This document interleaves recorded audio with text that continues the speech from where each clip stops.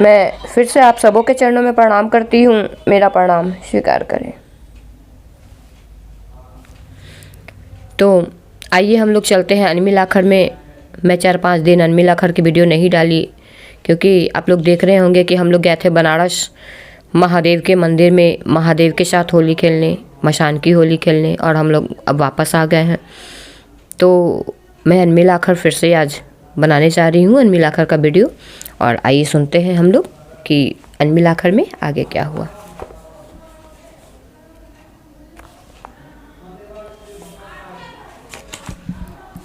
हम लोगों ने सुना था हरिंद्रानंद ने गंभीर और कृतज्ञता के स्वर में कहा।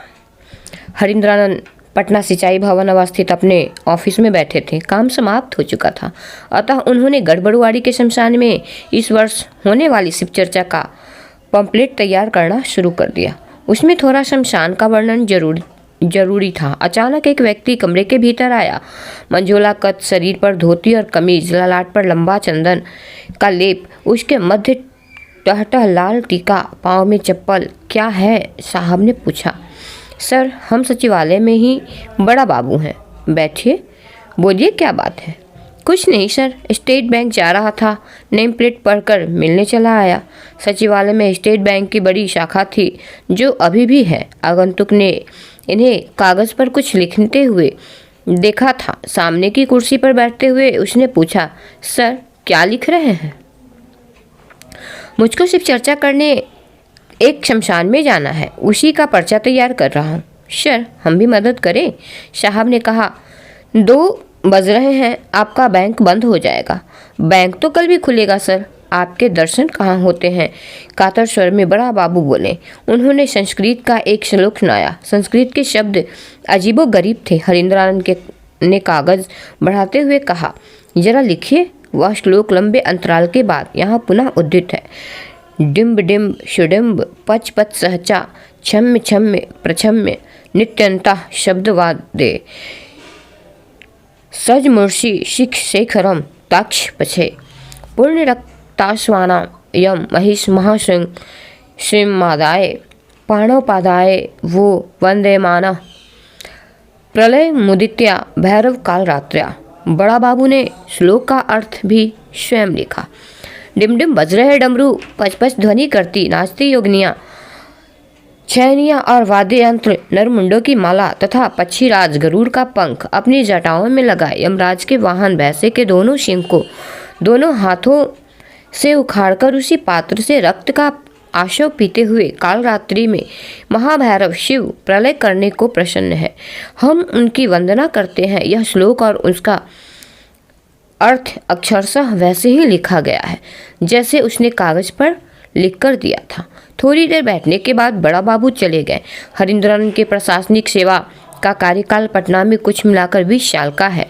पूरी अवधि में उस वेशभूषा का कभी कोई आदमी नहीं मिला, न सचिवालय में न शहर में।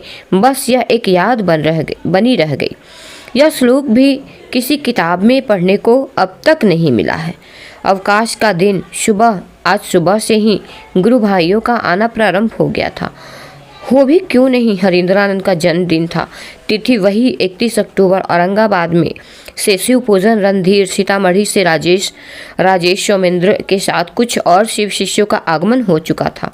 मधेपुरा सहरसा के भी कई लोग आए थे। उधर के ही मास्टर साहब और सिद्धार्थ, मधेपुरा के विजेंद्र और उदय बाबू आदि गुरु भाई फूलों के गुलदस्ते के साथ साहब को बधाई देने पहुंचे थे।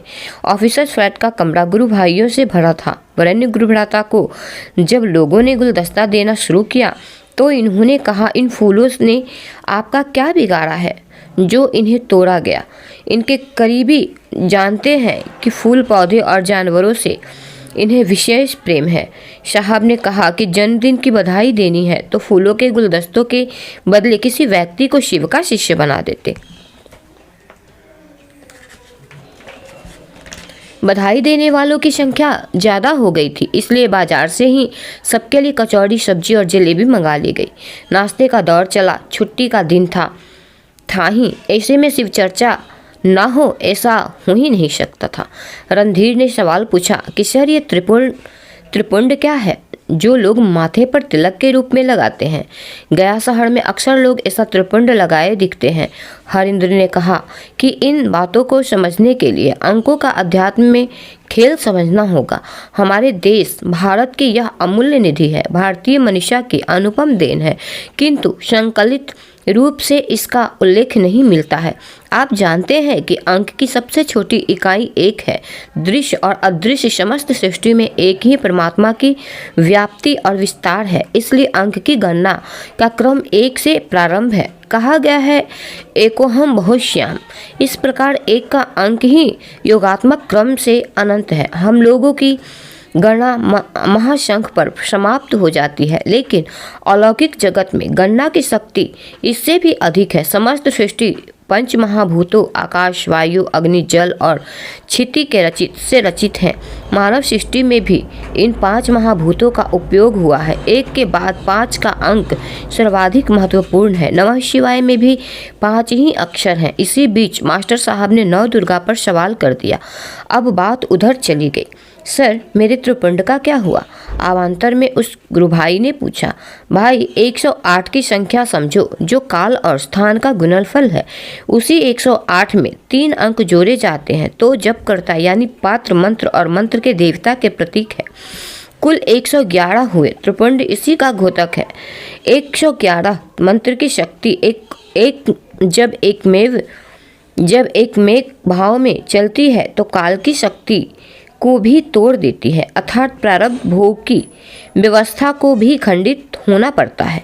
त्रिपुंड शरीर का तिलक है। मंत्रों की शक्ति का प्रकटीकरण तो पूर्णतः आध्यात्मिक और मानसिक है, जिसका उद्गम स्थल गुरु की दया ही है।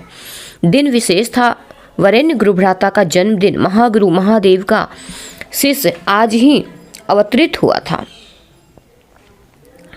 मधेपुरा के उदय बाबू ने पूछा कि सर सूर्य तो एक ही है, पर 12 कहाँ से आए? 12 ज्योतिर्लिंग भी है, 12 राशियां भी हैं। अब दिन के भोजन का वक्त हो चला था। दीदी बार बार दीवार पर टंगी घड़ी की ओर देख रही थी। साहब ने कहा, बस 5 मिनट, उदय बाबू की जिज्ञासा तो शांत कर लूं। आपने कभी सुना कि गुरु की दया के अंतर्गत जब करता साधक अथवा भक्त 108 बार मंत्रों की आवृत्ति के माध्यम से अपने प्रारब्ध जनित कष्टों को न्यून कर देता है? हमारा देश भारत वासुदेव कुटुंबकम की बात करता है। यह सिर्फ कागज या बोली में नहीं है। हमारे ऋषि मुनियों और मंत्र के प्रदाताओं ने ईश्वर से जगत के कल्याण की कामना की है। उसका प्रयोगात्मक स्वरूप देखिए। मंत्रों का 108 बार जप कर के एक व्यक्तिगत गुरु दया से व्यक्तिगत परेशानियों से मुक्त होता है और 12 की संख्या समष्टि और संसार के हित के लिए है। 108 की संख्या को शक्ति के अंक 9 से विभाजित किया गया है तो परिणाम आया 12। प्रकृति का संपूर्ण विग्रह और 9 अंक की परिधि में है। जो शक्ति अंक है 12 राशियां संसार के प्रत्येक व्यक्ति की प्रारब्ध की गणना के माध्यम है। समाज के कल्याणार्थ ये 12 ज्योतिर्लिंग स्थापित हैं, जो व्यष्टि से लेकर समष्टि तक के लिए कल्याण का मार्ग प्रशस्त करते हैं, सुख समृद्धि और मानवीय गुणों से आच्छन्न करते हैं। 12 ज्योतिर्लिंग जगत को ईश्वर की ओर उन्मुख करने हेतु भारत के मनुष्यों का वंदनीय प्रयास है। वासुदेव कुटुंबकम हमारी चाहत है, हमारा संकल्प है और हमारा प्रयास भी रहा है। 20वीं सदी के अंतिम दशक का उत्तरार्ध शिव चर्चा का फैलाव तीव्रता से हो रहा था। तब लग रहा था स्वयं महागुरु महादेव अपनी निगरानी में इस महासंकल्प को बिहान दे रहे हैं। समय बदल रहा था, शहर बदल रहे थे। कभी बेगूसराय तो कभी सीतामढ़ी, कभी सुपौल तो कभी समस्तीपुर, बस शिव चर्चा ही शिव चर्चा। तो आज हम लोग यहीं तक रहने देते हैं और इसके आगे हम लोग कल के वीडियो में सुनेंगे। तब तक के लिए मैं फिर से आप सबों के चरणों में प्रणाम करती हूँ। मेरा प्रणाम स्वीकार करें।